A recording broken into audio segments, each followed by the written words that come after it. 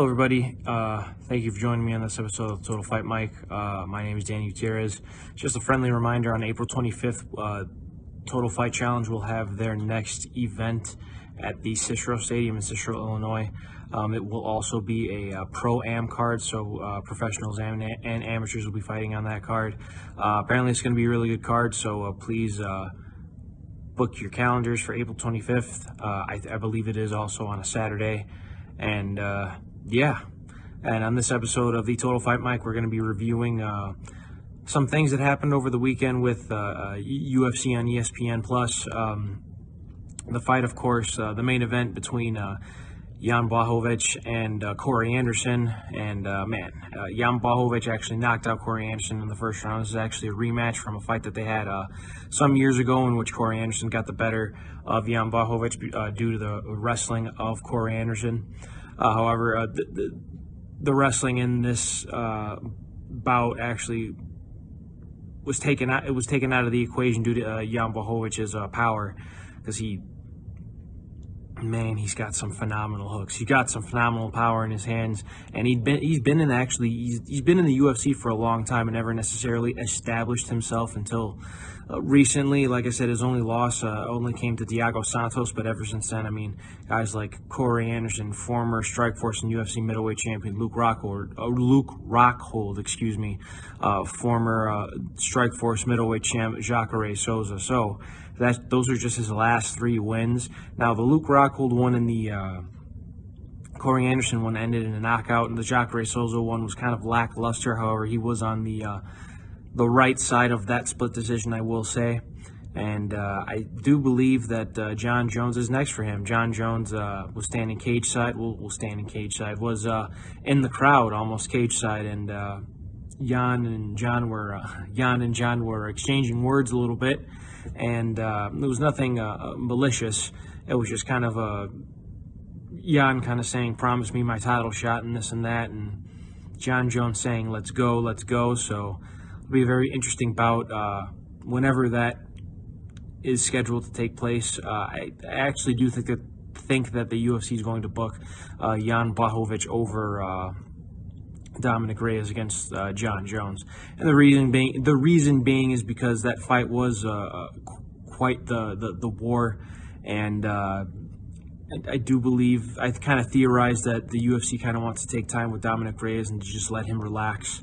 Now, getting to the stepping away from light heavyweight and getting down to the lighter weight classes, welterweight, the fight between Diego Sanchez and Michel Pereira. I got it wrong last time. I kept saying Praceres, but it's Pereira. Michel Pereira against Diego the Nightmare Sanchez.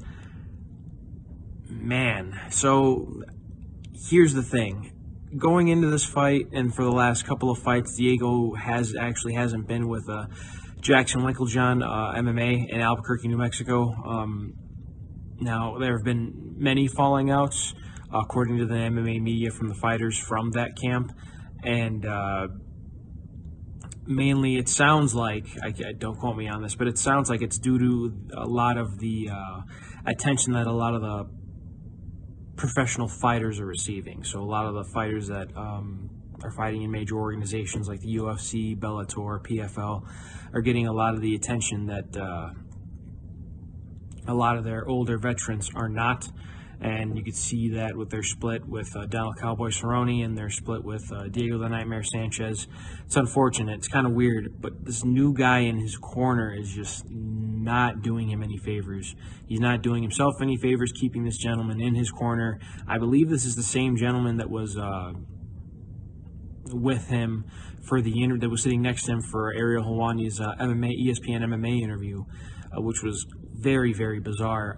Whenever you hear this gentleman talk to Diego Sanchez in the corner cam during the corners, when the corner's giving advice to the fighters, it just doesn't sound like there's any martial arts or technical advice to be given from this man.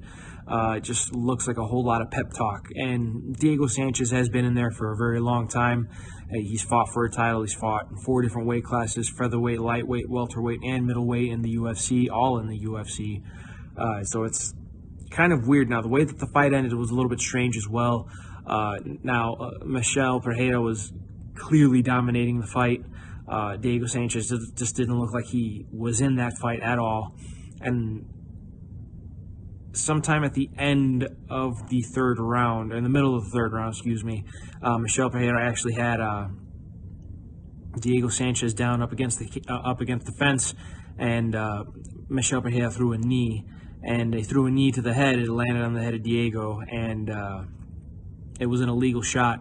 Now the referee the referee stopped the fight and kept asking Diego Sanchez, "Would you like to continue?" And then some time passed. Diego asked the referee, "If I decide to not continue, is he going to be disqualified?" Now, what the referee said, I don't remember what the referee's name was, but what the referee said was something along the lines of, I can't necessarily tell you that, but we will go forth with what the commission's proceedings are. So a lot of people are saying that Diego Sanchez quit. A lot of people are saying that Diego Sanchez, was looking for an easy way out. And here's my argument. Yes, he was, but he's been through a ton of wars. Diego Sanchez, if you followed Diego Sanchez since 2005, 2006, like I have, man, people should tell me. Diego Sanchez used to be one of my favorite fighters. Now I still like watching Diego Sanchez just to see how his career is going to unfold, but people used to tell me that I had bad taste liking Diego Sanchez. But, to see Diego Sanchez kind of just make I'll say a veteran move, it was kind of a tough pill to swallow, but he got the win. He got a win bonus, and, Diego Sanchez moves along in the division. And, Michel Pereira can't be too upset. In my opinion, he can't be too upset about the knee because he's the one who threw the illegal shot. So it's what happens when you throw. And there was another knee that night too with a gentleman from Dana White's Tuesday Night Contender Series. I forget the gentleman's name, but he had actually suffered a DQ victory, I'll say, because he got kneed in the head when he was down too. So. That was also kind of a tough pill to swallow. A lot of knees to the grounded opponents in this last UFC card here. And actually this weekend we're also going to have, I believe it's Davison Figueira versus Joseph Benavidez for the vacant UFC flyweight title, because Henry Cejudo is actually not the UFC flyweight champion anymore. So we'll get to that in 1 second.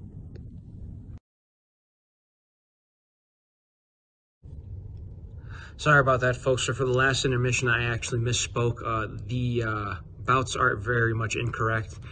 The bout for this weekend for February 22nd is actually going to be Paul Felder versus Dan Hooker, which is a high-level striking bout for UFC Fight Night, and is actually, in my opinion, is actually meant to establish who's going to be the next top contender at lightweight.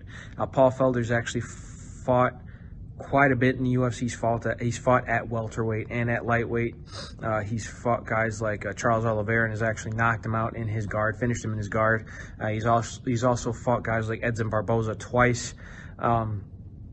So he's a very powerful striker. He likes to throw the, I'll say, the spinning stuff. He comes from a Taekwondo background. He's also trained with guys like Donald Cowboy Cerrone. He is a right-handed fighter. He does throw a lot of power shots.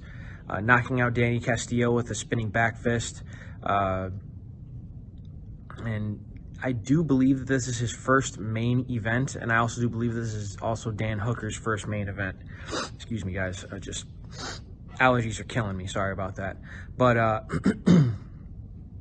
switching over to Dan Hooker. Dan Hooker trains at City Kickboxing under guys like Eugene Behrman alongside Israel Adesanya, your current UFC middleweight champion.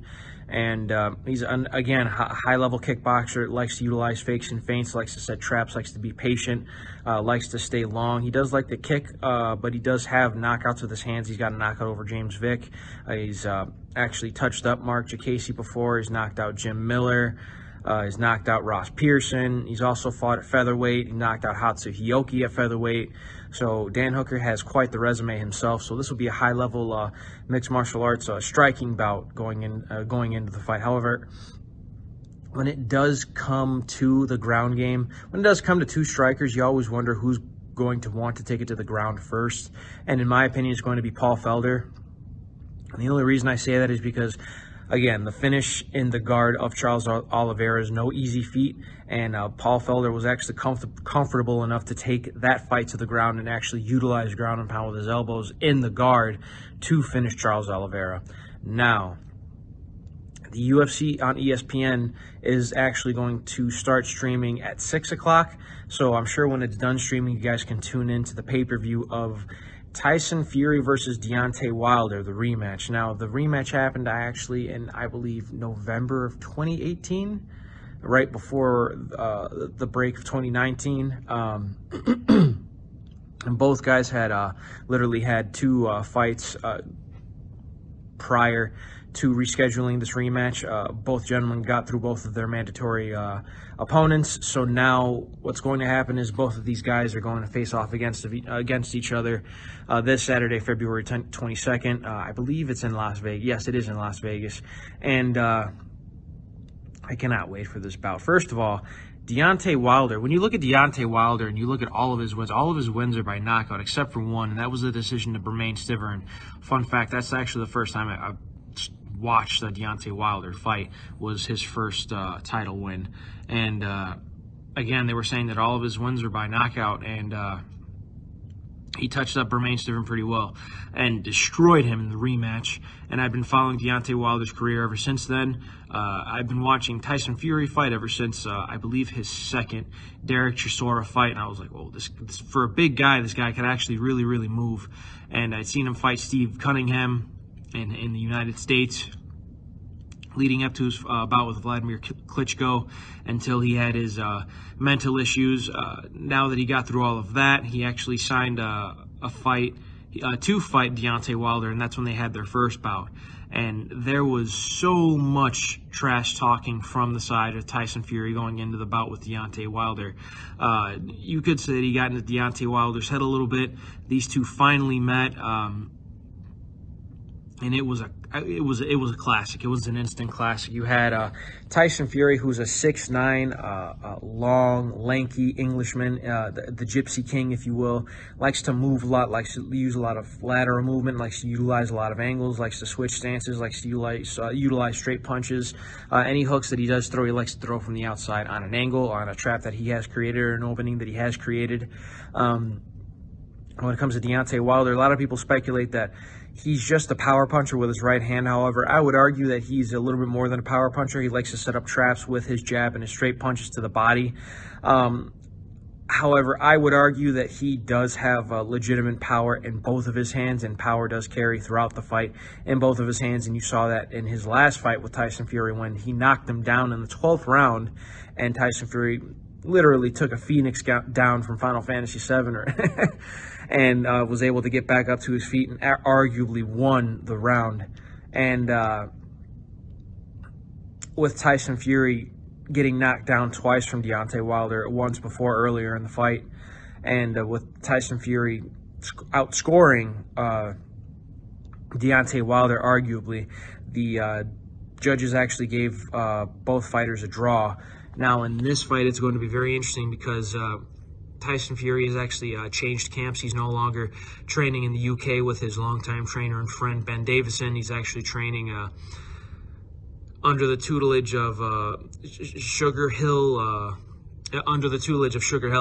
who was the nephew of Emmanuel Stewart, who actually used to run the Kronk Gym over on the East Coast with guys like Tommy Hearns, the Motor City Cobra, Tommy Hearns. So it'll be a very interesting bout. This is going to be a high-level weekend of boxing and mixed martial arts. So thank you guys so much for joining me on this episode. It's a very long episode. It's a two-parter this time of the Total Fight Mike.